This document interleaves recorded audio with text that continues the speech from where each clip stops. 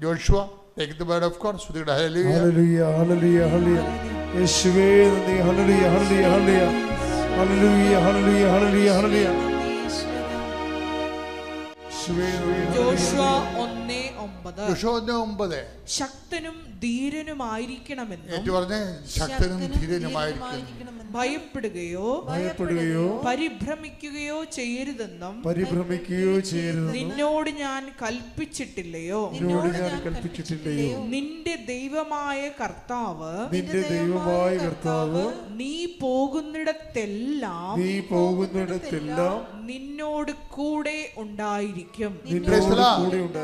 ഇതാണ് ഈ സഞ്ചാരി മാതാവിന്റെ കോൺസെപ്റ്റ്. പരിശുദ്ധമ്മയുടെ മാധ്യസ്ഥതയിലാണ് നമ്മൾ ഉടമ്പടി ചെയ്യണത്. അതുകൊണ്ട് വാഗ്ദാനത്തിലുള്ളതാണ് ഉടമ്പടി. എന്തിനുള്ളതാണ്? വാഗ്ദാനം പ്രാപിക്കാനുള്ളതാണ്, അല്ലേ? വാഗ്ദാനം എന്ന് പറയുന്നത് ഉടമ്പടിയാണ്, ഉടമ്പടി എന്ന് പറയുന്നത് വാഗ്ദാനമാണ്. 5:9 എടുത്ത് 105:9 സ്തുതിയുടെ ഹല്ലേലൂയ സങ്കീർത്തനം. സ്തുതിയുടെ ഹല്ലേലൂയ, ഹല്ലേലൂയ, ഹല്ലേലൂയ. യേശുവേ നന്ദി. ഹല്ലേലൂയ, ഹല്ലേലൂയ, ഹല്ലേലൂയ. ഹല്ലേലൂയ, ഹല്ലേലൂയ, ഹല്ലേലൂയ, ഹല്ലേലൂയ. 105 സങ്കീർത്തനം 9 തിരുവചനം. അബ്രാഹത്തോട് ചെയ്ത ഉടമ്പടി, അബ്രാഹത്തോട് ചെയ്ത ഉടമ്പടി ഇസ്ഹാക്കിന് ശബ്ദപൂർവം നൽകിയ വാഗ്ദാനം തന്നെ. ഉടമ്പടി എന്ന് പറയുന്നത് ദൈവത്തിന്റെ വാഗ്ദാനം തന്നെയാണ്. ഉടമ്പടി ചെയ്യണത് എന്തിനാണ്? ദൈവത്തിന്റെ വാഗ്ദാനം പ്രാപിക്കാനാണ്. ദൈവത്തിന്റെ വാഗ്ദാനത്തിന്റെ ബേസിക് വാഗ്ദാനം എന്താണ്? I will come with you wherever you go. നീ എവിടെ പോയാലും നിന്റെ കൂടെ, ഇൻ്റർവ്യൂവിനായാലും ശരി, കോടതിയിലായാലും ശരി, I will come with you. ഉടമ്പടി ചെയ്യുമ്പോൾ തന്നെ ആ വ്യക്തിയുടെ കൂടെ ദൈവത്തിൻ്റെ സാന്നിധ്യമുണ്ട്. ഈ ദൈവത്തിൻ്റെ സാന്നിധ്യം ഉള്ളത് കൊണ്ടാണ്, തൻ്റെ കൂടെ ഉള്ളത് കൊണ്ടാണ് നമ്മൾ വ്യത്യസ്തരായിരിക്കണം, മറ്റുള്ള വ്യക്തികളെക്കാൾ വ്യത്യസ്തമായിരിക്കും. അതാണ് മോസസ് പറയണത്. മോസസ് എന്താ പറഞ്ഞത്?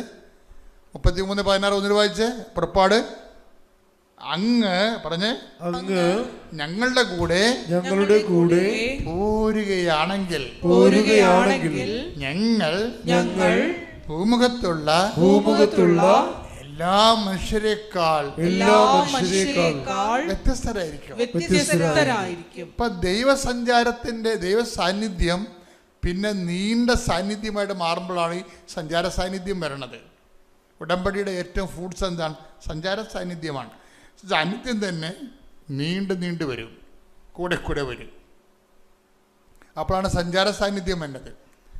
സഞ്ചാര സാന്നിധ്യം ഉള്ളത് കൊണ്ടാണ് നമ്മൾ മഴവില്ല്, സുഗന്ധാഭിഷേകം, അതുപോലെ തന്നെ പലതരത്തിലുള്ള ദൈവാനുഭവങ്ങൾ നമുക്കുണ്ടാകുന്നതിൻ്റെ കാരണങ്ങളാണ്. സ്വപ്നം, ദർശനം, അതെല്ലാം സഞ്ചാര സാന്നിധ്യത്തിൻ്റെ പ്രത്യേകതയാണ്. അപ്പം അങ്ങനെ ഒരു വലിയ ഒരു ആധ്യാത്മികമായിട്ടുള്ള ഒരു തലത്തിലേക്കാണ് ദൈവം. ഇതിന് നമ്മളെപ്പോഴും ചെയ്യേണ്ടത്, ദൈവം ഉടമ്പടി ചെയ്തിട്ടുള്ള ആൾക്കാരെല്ലാം അവിടുന്ന് തൻ്റെ മനസ്സിനിണങ്ങിയ ഒരാളെ കണ്ടെത്തിയെന്ന് പറയും.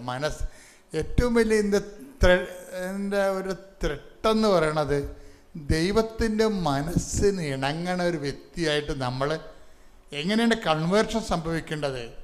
മനസാന്തരപ്പെടുകണ എന്ന് പറയുമ്പോൾ നമ്മൾ ഓർക്കുമ്പോൾ എന്തെങ്കിലും പാവം പറഞ്ഞിട്ട് കുമ്പസാരിക്കണമല്ല മാനസാന്തരം. മാനസാന്തരം എന്ന് പറയണത് ദൈവത്തിൻ്റെ മനസ്സിന് ഇണങ്ങിയ ആളായിട്ട് ഇങ്ങനെ മാറണം. Take the word of God. സ്തുതിക്കട്ടെ. ഹല്ലേലൂയ, ഹല്ലേലൂയ, ഹല്ലേലൂയ, ഹല്ലേലൂയ, ഹല്ലേലൂയ. യേശുവേ നന്ദി. ഹല്ലേലൂയ, ഹല്ലേലൂയ, ഹല്ലേലൂയ. ഹല്ലേലൂയ, ഹല്ലേലൂയ, ഹല്ലേലൂയ, ഹല്ലേലൂയ. സഞ്ചാരി മാതാവേ, കൃപയുടെ കൂടാരമേ, വാഗ്ദാനം നേടണമേ, കൃപാസനത്തിൻ്റെ അമ്മേ, സഞ്ചാരി മാതാവേ, കൃപയുടെ കൂടാരമേ, വാഗ്ദാനം നേടണമേ,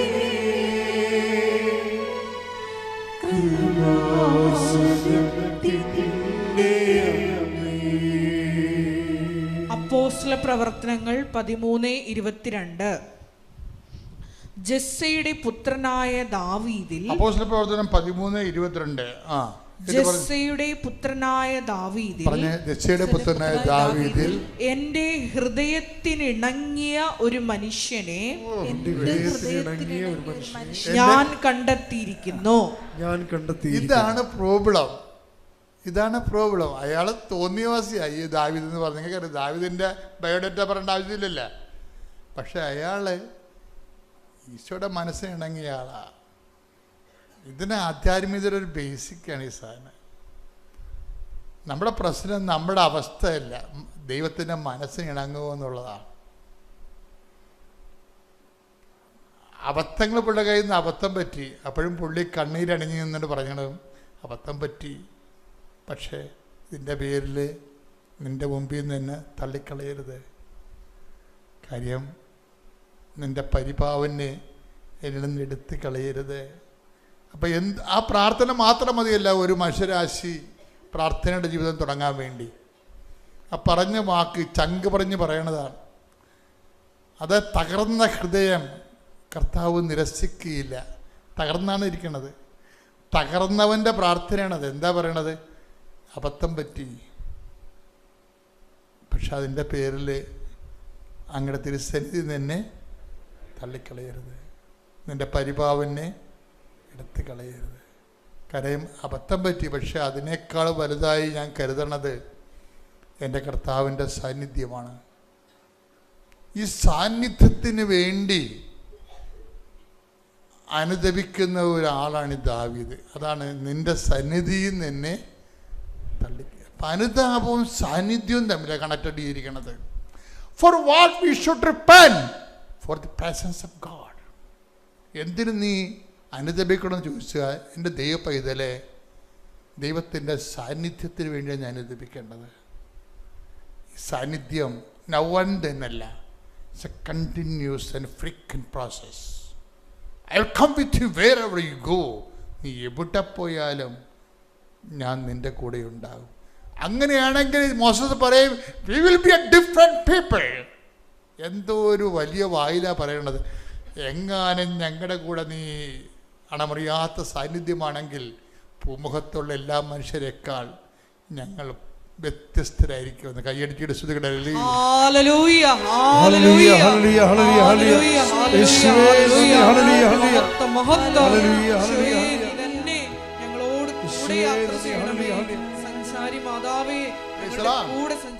അപ്പൊ ഈ അശ്വതിയുടെ ജീവിതം അവസാനം ഇവരെല്ലാവരും കൂടി യൂറോപ്പിൽ പോവും, ഇംഗ്ലണ്ടിൽ പോവും, അവിടെ താമസിക്കും, നല്ലൊരു കമ്പനി മാതാവ് കൊടുക്കും, അവിടെ ജീവിക്കും, ഭർത്താവും ഭാര്യയുമായിട്ട് ജീവിക്കും, കുഞ്ഞുങ്ങളായിട്ട് അവിടെ ജീവിക്കും. പക്ഷെ 3 കൊല്ലത്തെ വിസയേ ഉള്ളൂ. 3 കൊല്ലമായപ്പോൾ കമ്പനി പൊളിഞ്ഞ്. കമ്പനി പൊളിഞ്ഞപ്പോൾ ഇവരുടെ വിസ പുതുക്കണില്ല. പലരുടെ വിസയും കട്ട് ചെയ്ത് കളഞ്ഞ്. കമ്പനിയെക്കുറിച്ച് എന്തൊക്കെ മോശം റിപ്പോർട്ടുകൾ മേൽക്കടകത്തിലേക്ക് പോയി. ഇപ്പോൾ കുറേ ആൾക്കാർ പിരിച്ചുവിട്ട്. അപ്പോൾ ഇവരുടെ വിസ പുതുക്കണില്ല. അപ്പോഴും അശ്വതി പറഞ്ഞൊരു വാക്കുണ്ട്, എൻ്റെ കാര്യങ്ങളെല്ലാം നടന്നായിരുന്നു, പക്ഷേ എങ്കിലും ഞാൻ ആ ഉടമ്പടി തന്നെയാണ് ഇപ്പോഴും ജീവിക്കണതെന്ന്. അതാണ് അനുഗ്രഹാനന്തര കാലം എന്ന് പറയണത്. ഇതാണ് വ്യത്യസ്തമെന്ന് പറയണത്. മറ്റുള്ള വ്യക്തികളെക്കാൾ ഇവർ വ്യത്യസ്തമാണ്. എൻ്റെ കാര്യങ്ങൾ ഞാൻ ചോദിച്ചതിൻ്റെ ഇരട്ടി ദൈവം എനിക്ക് തന്നു. പക്ഷെ ഞാൻ എപ്പോഴും എന്താ ചെയ്തത്? ഉടമ്പടി തന്നെയാണ്. ഞാൻ പ്രൊട്ടസ്റ്റൻ്റ്, അവിടെ മുഴുവൻ കാത്തലിക്സ് ഇല്ല. ഞാൻ പോയ സ്ഥലത്ത് പ്രൊട്ടസ്റ്റൻ്റുകാരും പെൻറ്റക്കോസ്റ്റൽസുമാണ്. ഞാൻ മാതാവിൻ്റെ പത്രം കൊണ്ടുപോയി അവിടുത്തെ ഇരുന്നിട്ട് വായിച്ച് കേൾപ്പിക്കുന്നവരെ പോരെ. പ്രേക്ഷിത പ്രവർത്തനം അതായത് വ്യത്യസ്തത എന്ന് പറയണത്. ഈ 3 കൊല്ലവും ഇവർ പത്രം വായിച്ച് കേൾപ്പിക്കും. എന്നിട്ട് ഇവരെല്ലാം ഫോണിൽ ഇവളെ വിളിക്കും. ഓർക്കണം, ഇവർ ഒരു നോൺ ക്രിസ്ത്യൻ ചെയ്യുന്ന കാര്യമാണ് കർത്താവിന് വേണ്ടി. അതായത് എന്നിട്ട് അവസാനം ഇവരുടെ അശ്വതി അമ്മയോട് പറയും, ഞങ്ങൾ ഈ രാജ്യത്ത് നിന്ന് പോവുകയാണ്, സുവിശേഷ വേല തീരുവല്ല എന്ന് ഓർക്കുമ്പോഴാണ് കൂടുതൽ വിഷമം. എന്താണ് അങ്ങ് ഞങ്ങളെക്കുറിച്ച് തീരുമാനിച്ചിരിക്കുന്നത് ഞങ്ങൾക്കറിയത്തില്ല. പക്ഷേ അങ്ങ് ഈ വിസ പുതുക്കി തന്നാലും പുതുക്കി തന്നില്ലെങ്കിലും ഞാൻ എൻ്റെ പ്രേക്ഷിത വേല തുടരും. അങ്ങ് ഈ വിസ എനിക്ക് പുതുക്കി തന്നാലും തന്നില്ലെങ്കിലും ഞാൻ റാലിക്ക് വരും. അതാണ് ഇന്നലെ ഇവരുണ്ടായിരുന്ന റാലിക്ക്. അതാണ് നിലപാടുകൾ കണ്ടില്ലേ. അങ്ങ് എനിക്ക് വിസ പുതുക്കി തന്നാലും തന്നില്ലെങ്കിലും പക്ഷേ എനിക്കൊരു ആഗ്രഹമുണ്ട്, എനിക്ക് ആ റാലി എൻ്റെ മക്കളും ഭർത്താവുമായിട്ട് സന്തോഷത്തോടെ കൂടണമെന്ന്. ആ പരിശുദ്ധാത്മാവ് ദൈവത്തിൻ്റെ മുമ്പിൽ പ്ലേസ് ചെയ്യാനുള്ള പ്രാർത്ഥനയെക്കുറിച്ച് പരിശുദ്ധാത്മാവ് ഇങ്ങനെ എഴുതി കൊടുക്കുകയാണ്. ഇത് പ്രാർത്ഥിക്കടി, ഇത് പ്രാർത്ഥിച്ച അപ്പയ്ക്കും. പ്രത്യക്ഷീകരണത്തിന് സാക്ഷിയായി എന്നെയും എൻ്റെ കുഞ്ഞിനെയും ഉയർത്തതിന് അമ്മയ്ക്കും ഈശോയ്ക്കും 1000 കോടി നന്ദി. എൻ്റെ പേര് മിനി ജോമോൻ. ഇത് എൻ്റെ കുഞ്ഞ് ജോയൽ. ഞാൻ സൗദിയിൽ നിന്ന് വരുന്നു. ഞാൻ ആദ്യമായി ഉടമ്പടി എടുത്തത് 2022 നവംബർ 23-നാണ്. ഞാൻ ഉടമ്പടിയിൽ നിയോഗങ്ങൾ വെച്ചത് ഗൾഫിൽ പോകുന്നുള്ള ആഗ്രഹത്തോടെയായിരുന്നു. ആ ഉടമ്പടി എടുത്തതിന് ശേഷം ഒരു മാസമായപ്പോഴത്തേനും എനിക്ക് ഒരു ഇൻ്റർവ്യൂവിന് പോകാൻ അവസരം കിട്ടി. തീർച്ചയായിട്ടും ഞാനതൊരു എക്സ്പീരിയൻസിന് വേണ്ടിയാണ്, ആദ്യമായിട്ടാണ് ഞാൻ ഇൻ്റർവ്യൂ അറ്റൻഡ് ചെയ്യാൻ പോകുന്നത്. അപ്പോൾ ഒരു എക്സ്പീരിയൻസിന് വേണ്ടിയാണ് ഇൻ്റർവ്യൂ അറ്റൻഡ് ചെയ്യാൻ പോയത്. ഉടമ്പടി വസ്തുക്കളായ ഉടമ്പടി തൈലം പൂച്ചിയും വിശ്വാസ പ്രമാണം ചൊല്ലി പൂച്ചി ഉടമ്പടി ഉപ്പും ഉപയോഗിച്ചുകൊണ്ടാണ് ഞാൻ പോയത്. അന്ന് ഉടമ്പടി കാശ് രൂപ എൻ്റെ കയ്യിലുണ്ടായിരുന്നു. ഇൻ്റർവ്യൂ തുടങ്ങിയ സമയത്ത് ഞാനൊന്നും പഠിക്കാതെയാണ് പോയത്, ജസ്റ്റ് എക്സ്പീരിയൻസിന് വേണ്ടി. ഉടമ്പടി ഇൻ്റർവ്യൂ തുടങ്ങുന്നതിന് മുന്നേ ഞാൻ കാശ് രൂപ മുറുകെ പിടിച്ചു. ഇൻ്റർവ്യൂ തുടങ്ങി. ഒരു മാഡമായിരുന്നു ഇൻ്റർവ്യൂവിന് ഇരുന്നത്. ഞാൻ ഇൻ്റർവ്യൂവിന് കയറിക്കഴിഞ്ഞ് ഓരോ ക്വസ്റ്റ്യൻസ് ചോദിക്കുമ്പോഴും ഓരോ ആൻസറും എനിക്ക് മാതാവ് പറഞ്ഞു തരുന്നതായി തോന്നി. നല്ല വിശ്വാസത്തോടെ നല്ല ക്ലിയറായി അവർ ചോദിക്കുന്ന ക്വസ്റ്റ്യൻസിന് ക്ലിയറായി തന്നെ ആൻസർ പറയാനും അത് എക്സലൻ്റ് എന്ന മറുപടിയോടുകൂടി ഞാൻ എക്സ്പീരിയൻസിന് പോയ ഞാൻ ഓഫർ ലെറ്ററുമായിട്ടാണ് തിരിച്ചു പോയത്.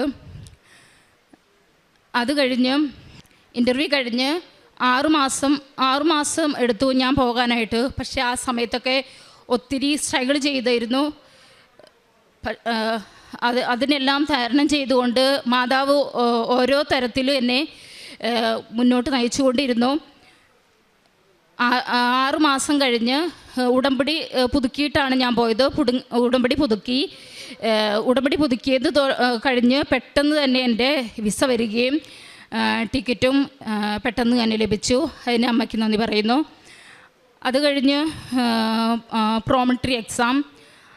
ഞാൻ സൗദിക്ക് പോകുന്നതിന് മുന്നേ തന്നെ പ്രോമട്രി എഴുതാതെയാണ് പോയത്. അച്ഛനെ വന്ന് കണ്ടു, എന്നെ അച്ഛൻ അനുഗ്രഹിച്ചു, പ്രാർത്ഥിച്ചു, കാശ് രൂപം തന്നു, തൈലം പൂശി പ്രാർത്ഥിച്ചിരുന്നു. അവിടെ ചെന്ന് 3-4 മാസം കഴിഞ്ഞാണ് എക്സാമിന് ഡേറ്റൊക്കെ കിട്ടിയത്. ഡേറ്റ് കിട്ടിക്കഴിഞ്ഞ് അവിടുത്തെ സൗദിയിലെത്തിയെന്ന് പറഞ്ഞാലും ഒത്തിരി കഷ്ടപ്പാടായിരുന്നു, ഒത്തിരി ഹരാസ്മെൻ്റ് ആയിരുന്നു. കേൾക്കാൻ പാടില്ലാത്ത വാക്കുകളൊക്കെയായിരുന്നു അവിടെ പറഞ്ഞുകൊണ്ടിരുന്ന. എല്ലാം ദൈവത്തിന് സമർപ്പിച്ചു. ഡേറ്റ് കിട്ടിക്കഴിഞ്ഞ് കണ്ടിന്യൂസ് നൈറ്റായിരുന്നു. ഒരു 3 മന്ത് മാത്രമായിരുന്നു ഞാൻ നൈറ്റ് ഡേ ചെയ്തത്. ബാക്കി 2 ഇയർ ഞാൻ അവിടെ വർക്ക് ചെയ്തപ്പോഴും കണ്ടിന്യൂസ് നൈറ്റായിരുന്നു എനിക്ക്. അതുപോലെ എന്നെ ഹരാസ്മെൻറ്റ് ചെയ്യുമായിരുന്നു. പക്ഷേ ആ എക്സാമിന് ഞാൻ പോയപ്പോൾ 4 നൈറ്റ് കഴിഞ്ഞാൽ പോയത്. അപ്പോൾ പഠിക്കാൻ സമയമൊന്നുമില്ല. എന്തോ സമയം കിട്ടിയപ്പോൾ എക്സാമിന് കുറച്ച് രാത്രി ഉറങ്ങാതെ നൈറ്റ് ഓഫിൻ്റെ അന്ന് ഞാൻ കുറച്ച് പേജുകൾ മറച്ചു നോക്കി. ആ പേജുകളിലെ ക്വസ്റ്റ്യൻസ് തന്നെയായിരുന്നു എനിക്ക് എക്സാമിന് വന്നത്. ഞാൻ ഉടമ്പടി കാശ്രമം കൊണ്ടുപോയിരുന്നു. ഉടമ്പടി ഉപ്പ് എൻ്റെ കയ്യിൽ ഞാൻ പോക്കറ്റിൽ രഹസ്യമായിട്ട് കൊണ്ടുപോയി. ഞാൻ മോണിറ്ററിൽ ഉപ്പിട്ട് പ്രാർത്ഥിച്ചു. എനിക്ക് കണ്ണൊന്നും നേരെ നിൽക്കുന്നില്ല. ക്വസ്റ്റ്യൻസ് വായിക്കാൻ പോലും എനിക്ക് പറ്റുന്നില്ലായിരുന്നു. പെട്ടെന്ന് എൻ്റെ ദേഹം എല്ലാം വിറയ്ക്കാൻ തുടങ്ങി. പരിശുദ്ധാത്മാവിൻ്റെ അമ്മയുടെയും സാന്നിധ്യം എനിക്ക് അപ്പോൾ അനുഭവപ്പെട്ടു. എന്തോ സുഗന്ധവും എന്തോ അല്ലാത്ത അനുഭവമായിരുന്നു. എനിക്ക് പെട്ടെന്നൊരു ഉന്മേഷം വന്നു. ഞാൻ പെട്ടെന്ന് നോക്കുന്ന സിസ്റ്റത്തിലേക്ക് നോക്കുമ്പോൾ ഞാൻ പഠിച്ച പേജുകളിലെ ക്വസ്റ്റ്യൻസ് തന്നെ എനിക്ക് വന്നു. പെട്ടെന്നെല്ലാം ഞാനത് ഫിനിഷാക്കി. 15 മിനിറ്റിന് മുന്നേ എക്സാം കഴിയുന്നതിന് 15 മിനിറ്റിന് മുമ്പ് ഞാൻ എക്സാം കഴിഞ്ഞ് പുറത്തിറങ്ങി. അത് ആ ക്വസ്റ്റ്യൻസ് കഴിഞ്ഞ എക്സാമിൻ്റെ ക്വസ്റ്റ്യൻസ് ഞാൻ റിമെമ്പർ ചെയ്ത് എൻ്റെ ഫ്രണ്ട്സിനെല്ലാം ഞാൻ അത് പറഞ്ഞു കൊടുത്തു. അത് ഞാൻ പറഞ്ഞു കൊടുത്ത ക്വസ്റ്റ്യൻസ് തന്നെ ഒത്തിരി പേര് പറഞ്ഞു വന്നിരുന്നെന്ന്. പിന്നെ ഗൾഫിൽ പോകാനെല്ലാം ശരിയായി കഴിഞ്ഞപ്പോൾ സാമ്പത്തികമായ ബുദ്ധിമുട്ട് വന്നു. നീട്ടാവുന്നിടത്തെല്ലാം കൈ നീട്ടി. മുടങ്ങിക്കിടന്ന ചിട്ടി അത് കിട്ടി. ഞാൻ സ്റ്റോപ്പ് ചെയ്തിട്ടിരുന്ന ചിട്ടി അത് ഇനി എല്ലാ അടവ് കഴിഞ്ഞാലാണ് എനിക്ക് കിട്ടുള്ളൂ എന്ന് പറഞ്ഞപ്പോഴും മാതാവിൽ വിശ്വസിച്ചു. പെട്ടെന്നൊരു ദിവസം ഞാൻ എവിടെ പോയിട്ട് വന്നപ്പോൾ എൻ്റെ ഫോണിലോട്ട് ഓഫീസിൽ നിന്ന് ഫോൺ വിളിച്ചു. പൈസ പാസ്ബുക്കുമായിട്ട് വരാൻ പറഞ്ഞു നെക്സ്റ്റ് ഡേ തന്നെ. എനിക്ക് അങ്ങനെ മുടങ്ങിക്കിടന്ന ചിട്ടി ഫുൾ പൈസയോടുകൂടി എനിക്ക് കിട്ടി. അങ്ങനെ സാമ്പത്തിക ബുദ്ധിമുട്ടൊന്നുമില്ലാതെ എനിക്ക് പോകുവാൻ സാധിച്ചു. പിന്നെ എൻ്റെ കുഞ്ഞ് ജോയൽ, ഇവന് ഐഡിനോയിഡിൻ്റെ പ്രോബ്ലം ഉണ്ടായിരുന്നു. ഇവന് മിക്കവാറും ഒരു 3-4 വട്ടം ഇവന് ആശുപത്രിയിലാവും. പനി, ചുമ, ജലദോഷം, ഫുഡൊന്നും കഴിക്കാൻ പറ്റില്ല. അവന് ഏറ്റവും ഇഷ്ടം ഐസ്ക്രീം, അതൊന്നും കഴിക്കാൻ പറ്റത്തില്ല. എപ്പോഴും എല്ലാവരും കളിയാക്കും, ഇവനെന്ത് അസുഖമാണ്, ഏതു നേരം അസുഖമാണല്ലോ, തിന്നാ ഒന്നും ശരീരത്തിൽ പിടിക്കത്തില്ല. എല്ലാം ഇങ്ങനെ ഈ കൊച്ചിന് ക്യാൻസർ ടെസ്റ്റ് വരെ നടത്തി. ലാസ്റ്റ് മാതാവിൻ്റെ അനുഗ്രഹം കൊണ്ട് നേർച്ച വസ്തുക്കളുടെ ഉപയോഗം മൂലം കുഞ്ഞിനത് സുഖപ്പെട്ടു. ഒരു ചെറിയ സർജറി ചെയ്തു. പിന്നെ ഒരു ദിവസം ഞാൻ സൗദിയിലായിരുന്നു. കൊച്ച് ഫോൺ നോക്കിക്കൊണ്ടിരുന്നപ്പോൾ പെട്ടെന്ന് എന്തോ കണ്ട് പേടിച്ചു.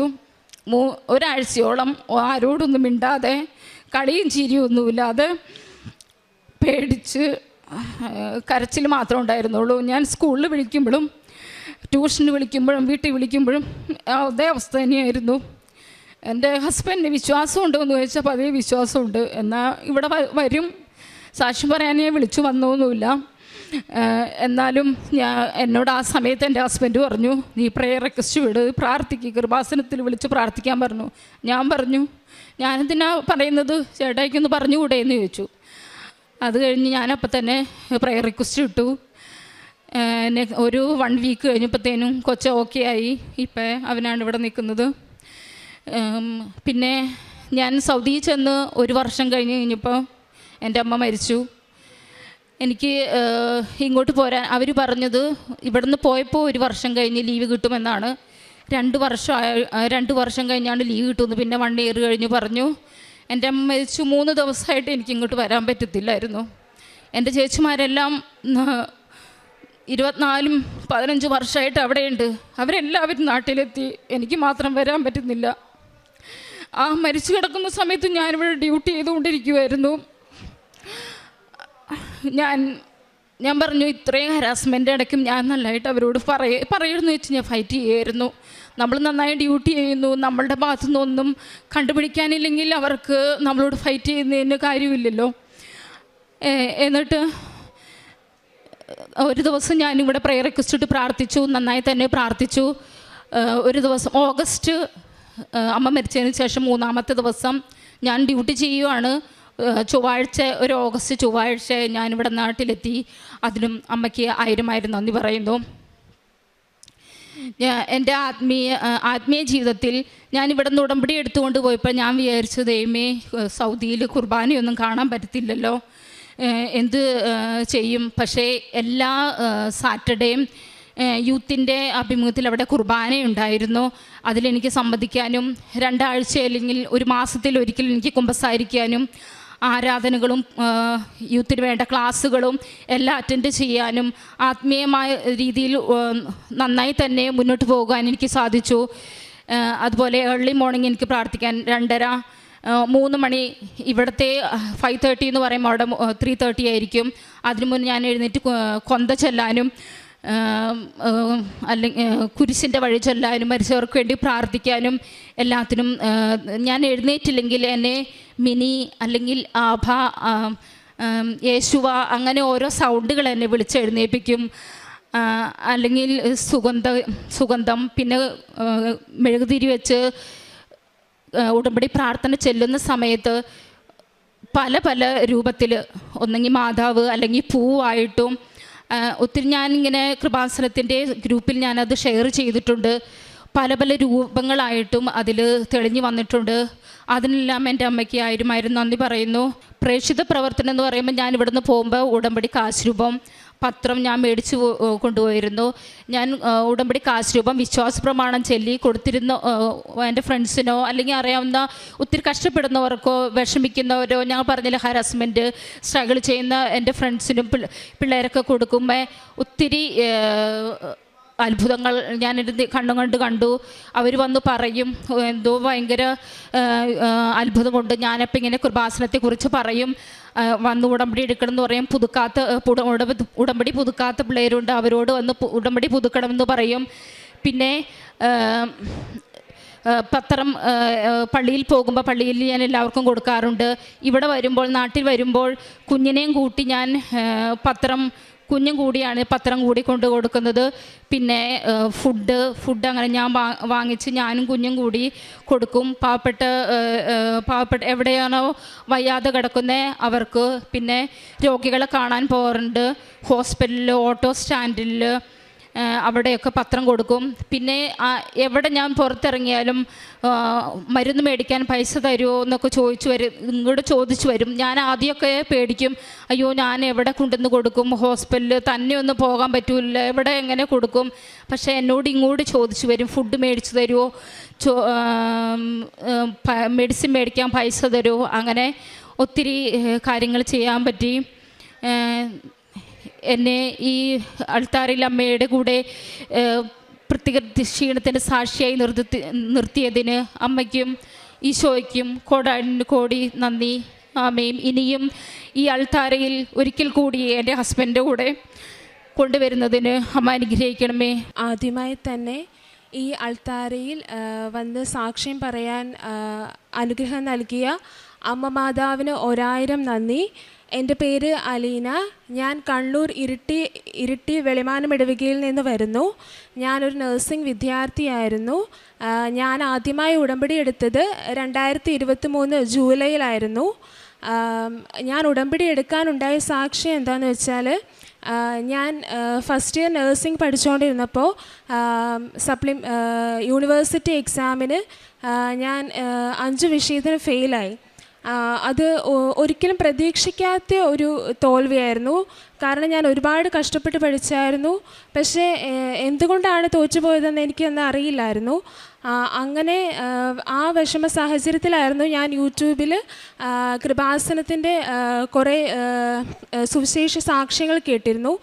അങ്ങനെ ഞാൻ ആദ്യമായി ഓൺലൈനായിട്ടാണ് ഉടമ്പടി എടുത്തത്. ഓൺലൈൻ ഉടമ്പടി എടുക്കുന്ന സമയത്ത് ആദ്യമേ എനിക്ക് നല്ല പേടിയുണ്ടായിരുന്നു, എനിക്കിത് ചെയ്യാൻ പറ്റുമോ, എങ്ങനെയായിരിക്കും എന്നൊക്കെ. പക്ഷേ എനിക്കെന്തോ ഒരു വിശ്വാസം ഉണ്ടായിരുന്നു എന്നെക്കൊണ്ട് പറ്റും എന്നുള്ളത്. അങ്ങനെ ഞാൻ ഓൺലൈനായിട്ട് ഉടമ്പടി എടുത്തു. പിന്നെ എൻ്റെ ഒരു ആൻറ്റി ഇവിടെ വന്നപ്പോൾ എനിക്ക് കാശുരൂപം കൊണ്ട് തന്നു. അങ്ങനെ ഞാൻ കാശുരൂപം വെച്ച് പ്രാർത്ഥിച്ചിട്ടാണ് പഠിച്ചുകൊണ്ടിരുന്നത്. ആ കാശുരൂപം ഞാൻ നെറ്റിയിൽ വെച്ച് പഠിച്ചു കഴിഞ്ഞിട്ട് ഞാൻ ഉടമ്പടി കാശുരൂപം ഞാൻ നെറ്റിയിൽ വെച്ച് പ്രാർത്ഥിക്കുമായിരുന്നു. എന്നിട്ട് ഞാൻ ഇങ്ങനെ പ്രാർത്ഥിക്കുമായിരുന്നു, അമ്മേ, പരിശുദ്ധ അമ്മേ, ദേവമാതാവേ, കൃപാസനത്തിൻ്റെ അമ്മയുടെ പ്രത്യക്ഷീകരണത്തിൻ്റെ ഒരു സാക്ഷിയായി എന്നെ ഉയർത്തണമേ എന്ന പ്രാർത്ഥന ഞാൻ എപ്പോഴും ചൊല്ലി പ്രാർത്ഥിക്കുമായിരുന്നു. അങ്ങനെ ഞാൻ ഉടമ്പടി എടുത്ത് നന്നായി പഠിച്ചു. എന്നിട്ട് സപ്ലിമെൻ്ററി എക്സാം ആയപ്പോഴും എക്സാമിൻ്റെ സമയത്ത് ഞാൻ കാശുരൂപം കൊണ്ടുപോയിട്ടായിരുന്നു പ്രാർത്ഥിച്ചുകൊണ്ടിരുന്നത്. എൻ്റെ കയ്യിൽ എപ്പോഴും ഒരു കൊന്തയുണ്ടായിരുന്നു. ആ കൊന്തയിൽ ഞാൻ എൻ്റെ കാശുരൂപം അറ്റാച്ച് ചെയ്തിരുന്നു. ആ കാശുരൂപം എന്നിട്ട് ഞാൻ എക്സാമിൻ്റെ സമയത്ത് ഞങ്ങൾക്കൊരു വാലുവേഷൻ പേപ്പറിനകത്ത് ഒരു വാലുവേഷൻ്റെ ഒരു കോളം ഉണ്ടായിരുന്നു. ആ വാലുവേഷൻ്റെ കോളത്തിനകത്ത് ഞാൻ കാശുരൂപം കാശുരൂപം വെച്ച് പ്രാർത്ഥിക്കുമായിരുന്നു. എല്ലാ വാലുവേഷൻ കോളത്തിനകത്ത് ഞാൻ എൻ്റെ ഉടമ്പടി കാശുരൂപം വെച്ച് പ്രാർത്ഥിച്ചിരുന്നു. അതുപോലെ തന്നെ എല്ലാ എക്സാം എഴുതി കഴിഞ്ഞിട്ടും ഞാൻ കാശുരൂപം വെച്ച് വിശ്വാസ പ്രമാണം ചൊല്ലി. അങ്ങനെ ഞാൻ എല്ലാ എക്സാമും എനിക്ക് നന്നായിട്ട് എഴുതാൻ പറ്റി. നേരത്തെ എക്സാം എഴുതുമ്പം എനിക്ക് ഒട്ടും സമയം കിട്ടാറില്ലായിരുന്നു. അപ്പം ഞാൻ വിചാരിച്ചു, എൻ്റെ മാതാവേ, ഈ സപ്ലിമെൻ്ററി എക്സാം എഴുതുമ്പോൾ ഞാൻ എങ്ങനെയാണ് എല്ലാ ക്വസ്റ്റ്യനും അറ്റൻഡ് ചെയ്യുക എന്ന് എനിക്ക് നല്ല വിഷമം ഉണ്ടായിരുന്നു.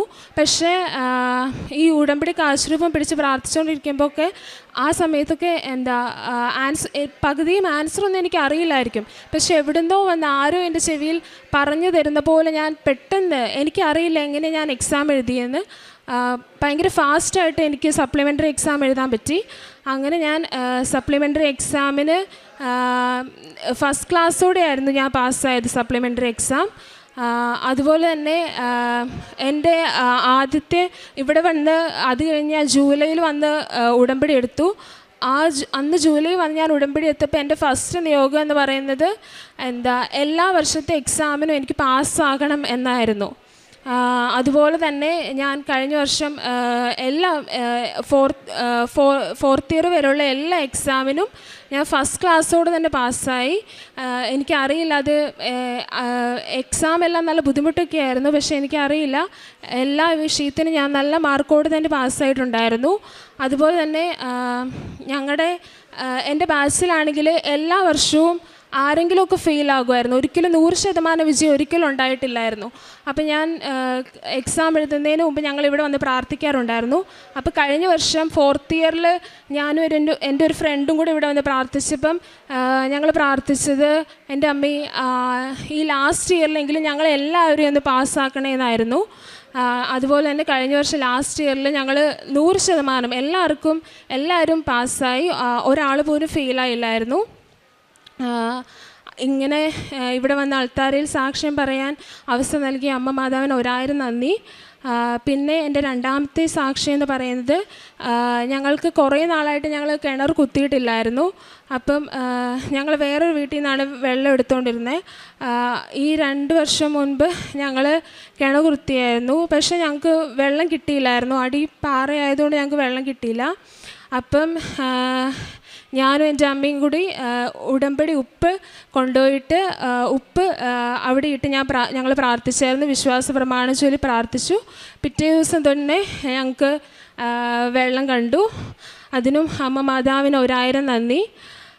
പിന്നെ എൻ്റെ മൂന്നാമത്തെ സാക്ഷി എന്ന് പറയുന്നത്, എൻ്റെ അമ്മയ്ക്ക് ട്രാവൽ ചെയ്യുമ്പം വോമിറ്റിങ് 40 വർഷമായിട്ട് അമ്മ ഇങ്ങനെ എപ്പോഴും ട്രാവൽ ചെയ്യുമ്പോൾ ടാബ്ലറ്റ് എടുത്തുകൊണ്ടാണ് പൊയ്ക്കൊണ്ടിരുന്നത്. ടാബ്ലറ്റ് എടുത്തെങ്കിലും വോമിറ്റ് ചെയ്യും, അങ്ങനെ ആയിരുന്നു. അങ്ങനെ ഞാനിവിടെ ഉടമ്പടി എടുക്കാൻ വരുമ്പോൾ അമ്മ എൻ്റെ കൂടെ വരുമായിരുന്നു. അങ്ങനെ അമ്മ വന്നു, ഇവിടെ വന്നിട്ട് അമ്മ പ്രാർത്ഥിച്ചിരുന്നു, അത് ട്രാവൽ ചെയ്യുമ്പം ഇങ്ങനെ വോമിറ്റിംഗ് ഉള്ളത് മാറ്റി തരണേന്ന്. കഴിഞ്ഞ 2 വർഷം കൊണ്ട് അമ്മയ്ക്ക് അതും മാറിക്കിട്ടി. ഇപ്പം ട്രാവൽ ചെയ്യുമ്പോൾ അമ്മ വോമിറ്റ് ചെയ്യാറില്ല. അതുപോലെ തന്നെ ഞാനിപ്പം NICUവിൽ വർക്ക് ചെയ്യുവാണ്, നേഴ്സായിട്ട് വർക്ക് ചെയ്യുവാണ്. അപ്പം ഞാൻ അവിടെ വരുന്ന എൻ്റെ കുഞ്ഞു പിള്ളേരുടെ അമ്മമാരോടൊക്കെ ഞാൻ ഇവിടെ കൃപാസനത്തെക്കുറിച്ച് പറഞ്ഞു കൊടുക്കാറുണ്ട്. അവർക്ക് ഞാൻ ഇവിടുത്തെ പ്രാർത്ഥനകൾ ഇംഗ്ലീഷിൽ പേപ്പറിൽ എഴുതി ഞാൻ അവർക്ക് കൊടുക്കാറുണ്ട്. അതുപോലെ തന്നെ പത്രം കൊടുത്തിട്ട് ഇവിടുത്തെ കാര്യങ്ങളൊക്കെ ഞാൻ അവർക്ക് പറഞ്ഞു കൊടുക്കാറുണ്ട്. പിന്നെ പിള്ളേർക്ക് ഞാൻ ഉടമ്പടി തൈലം വെച്ച് നെറ്റിയിൽ കുരിശ് വരച്ച്, ആരും കാണാതെ ഞാൻ ഇടയ്ക്ക് നൈറ്റ് ഡ്യൂട്ടിയുടെ സമയത്തൊക്കെ നെറ്റിയിൽ കുരിശ് വരച്ച് അവർക്ക് വേണ്ടി ഞാൻ പ്രാർത്ഥിക്കാറുണ്ട്. അങ്ങനെ പ്രാർത്ഥിക്കുമ്പോഴൊക്കെ അവർക്ക് പെട്ടെന്ന് റിക്കവറി ഉണ്ടായതായിട്ട് എനിക്ക് അനുഭവപ്പെട്ടിട്ടുണ്ട്. പിന്നെ ഹോസ്പിറ്റലിൽ വരുന്ന അറ്റൻഡേഴ്സിനും എല്ലാം ഞാൻ പരമാവധി എന്നാൽ കഴിയുന്ന വിധം ഇവിടുത്തെ കാര്യങ്ങളെക്കുറിച്ച് പറഞ്ഞു കൊടുക്കാറുണ്ട്, പത്രം കൊടുക്കാറുണ്ട്. പിന്നെ ഹോസ്പിറ്റലിൽ ഞാൻ ശുശ്രൂഷ ചെയ്യാറുണ്ട്. ഇങ്ങനെ ഇവിടെ വന്ന് പിന്നെ എൻ്റെ പണ്ട് ഞാനിങ്ങനെ ഉടമ്പടി എടുക്കുന്നതിന് മുമ്പ് ഞാൻ ഇങ്ങനെ പ്രാർത്ഥിക്കാറില്ലായിരുന്നു. സ്വയം പ്രാർത്ഥന ഞാൻ ഭയങ്കര കുറവായിരുന്നു. എനിക്ക് സ്വന്തമായിട്ട് പ്രാർത്ഥിക്കാൻ അറിയില്ലായിരുന്നു. പക്ഷെ ഉടമ്പടി എടുത്തത് അതിന് ശേഷം ഞാനിങ്ങനെ സ്വന്തമായിട്ട് എനിക്ക് പ്രാർത്ഥിക്കാനുള്ളൊരു വരം കിട്ടിയിട്ടുണ്ട്. ഞാനിങ്ങനെ കുറേ സമയം എനിക്കിന്ന് ഒറ്റയ്ക്കിരുന്ന് പ്രാർത്ഥിക്കാൻ പറ്റിയിട്ടുണ്ട്. പിന്നെ ബൈബിൾ വായിക്കുന്നതാണെങ്കിലും പണ്ട് ഞാൻ അങ്ങനെ ബൈബിൾ വായിക്കുന്നത് ഭയങ്കര കുറവായിരുന്നു. പക്ഷേ ഉടമ്പടി എടുത്ത ശേഷം എനിക്ക് ബൈബിൾ വായിക്കണം എന്നുള്ളൊരു ചിന്തയൊക്കെ വന്നു തുടങ്ങിയിട്ടുണ്ട്. ഞാൻ കണ്ടിന്യൂസ് ആയിട്ട് ബൈബിൾ വായിക്കാറുണ്ട്. അങ്ങനെ ഞാനിതിപ്പം 2ാമത്തെ തവണയാണ് ഉടമ്പടി പുതുക്കുന്നത്. ഇതിപ്പോൾ 2ാമത്തെ തവണ ഉടമ്പടി പുതുക്കാൻ വന്നതാണ്. ഇങ്ങനെ എനിക്ക് ഇവിടെ അൾത്താരയിൽ വന്ന് സാക്ഷ്യം പറയണമെന്ന് ഭയങ്കര ആഗ്രഹം ഉണ്ടായിരുന്നു. അപ്പം ഈ അൾത്താരയിൽ വന്ന് ഇങ്ങനെ സാക്ഷ്യം പറയാൻ അവസരം ഒരുക്കി തന്ന കനികാമാതാവിന് 1000 നന്ദി പറയുന്നു.